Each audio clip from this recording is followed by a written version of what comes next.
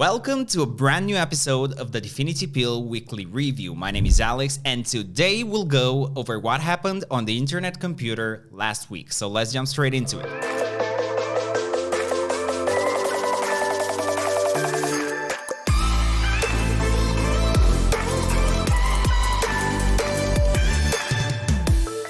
Ethereum Flower launched on the 23rd. The Ethereum Flower collection consists of 2015 pieces commemorating the year of Ethereum's release. 2009 of the flowers were airdropped at random to the existing BTC Flower holders. The remaining 6 were sold in a Dutch auction as per popular community recommendation.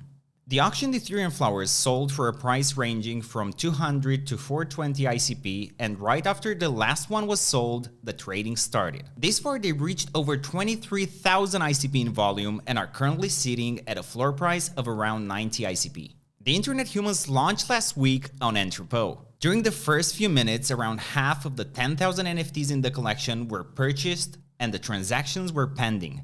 The momentum slowed down, however, after many of the transactions didn't go through and the minting process was stalled for a few hours.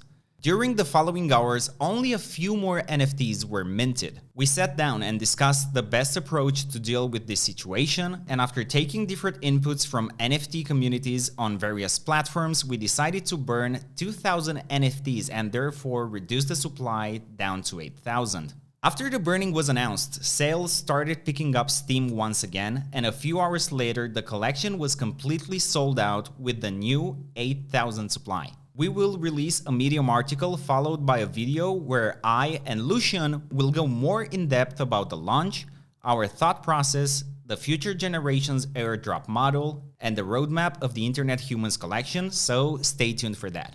Boxy Dude, an NFT collection that took the IC ecosystem by storm, received some backlash from the community after announcing its minting price. The NFT community voiced a number of concerns in regards to how the Boxy Dude team managed their communication and community. People who voiced their concerns on their Discord server were either kicked or banned.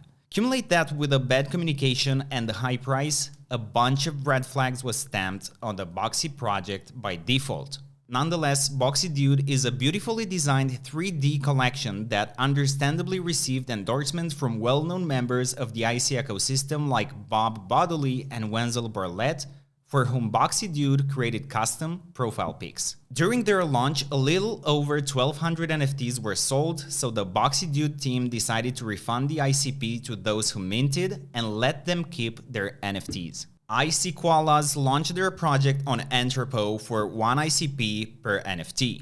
They managed to sell a little over 300 NFTs during the early minting phase. According to their Medium article, they decided to move to a staggered launch, meaning that only 1,000 NFTs will be sold out of the total supply of 5,000 NFTs during this phase. This will give them the funds to develop their project further, and they will resume the sale at a later date. ICTurtles have released the trailer for their upcoming play-to-earn game.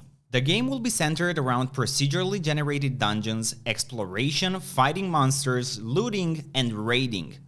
According to them, the whole game will be stored on-chain, and apparently you will be able to trade these dungeon rooms as well in the future. Their dungeons will feature some unique activities such as fighting monsters with various difficulties, teaming up with other players in parties, solving puzzles, finding rare rewards in various forms such as accessories, cosmetics, or tokens. We'll definitely keep an eye on their development. According to ICDinos Twitter, a new dinosaur species is coming soon. If you want to get your hands on a dinosaur from the 2nd generation, they have prepared some challenges that you need to fulfill in order to be eligible for the airdrop.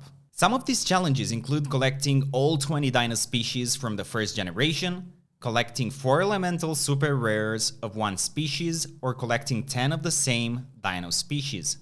The snapshot will be taken on the 31st of March, but there will be more challenges announced soon, so there will be more chances to win dinos from the 2nd generation. The team behind the Nuclear Ship NFT collection has just released a sneak peek of their upcoming game, and we have to admit that it looks amazing. The video showcases the first part of the tutorial level. We can see a beautifully drawn ship roaming around in a highly detailed fantasy map. The music and the sounds are also very immersive, and after being put together, they came up with a great looking product that makes us want to see more. We got in touch with Michael, the project manager behind the Nuclear Ship collection, and he agreed to come on a podcast with me and Lucian to give us more details about their collection and upcoming game. Now make sure you're subscribed to our channel to not miss this episode. ICNS, the internet computer naming service that partnered with Psychedelic DAO, released its product to the public. To quote their website, ICNS maps human-readable names to machine-readable crypto addresses. Your ICNS name will be your passport to the Web3 ecosystem on the internet computer. This means that you will be able to connect your wallets, social media pages, and other profiles to a single name. You can now go to their website icns.id and purchase an ICP domain via their auction-based system using wrapped ICP. Pricing depends on the number of characters in your domain. To get a better idea, the more letters in your domain, the cheaper it is. So for a 3-letter domain, the auction starts at 16 wrapped ICP, while a 6-letter domain and above starts at 0.25 wrapped ICP.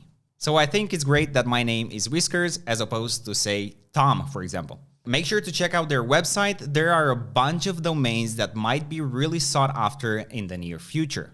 Entrepot announced a partnership with CrowdFund NFT, who we've had as a guest in our last podcast. They announced that every project launching on CrowdFund NFT will now be tradable on Entrepot. This was actually a problem that Luke told us about. The 2 successfully crowdfunded projects were not tradable on Entrepot yet when we did the interview. So I think it's wonderful that they fixed that. And finally, we would like to do a shout out to Steve from AmpedVibe. He's a writer and video producer that runs a YouTube channel revolving around IC NFTs. I personally watch each and every one of his episodes, and I recommend you do the same, as his insights are great and he's a funny guy. We'll leave a link in the description below. Those were the highlights of last week, so we'll wrap it up. As always, thanks for watching. Don't forget to subscribe, like the video, share it with a friend, and click the bell notification to stay up to date with everything IC related. My name is Alex, and you just took the DFINITY Pill. See you next time.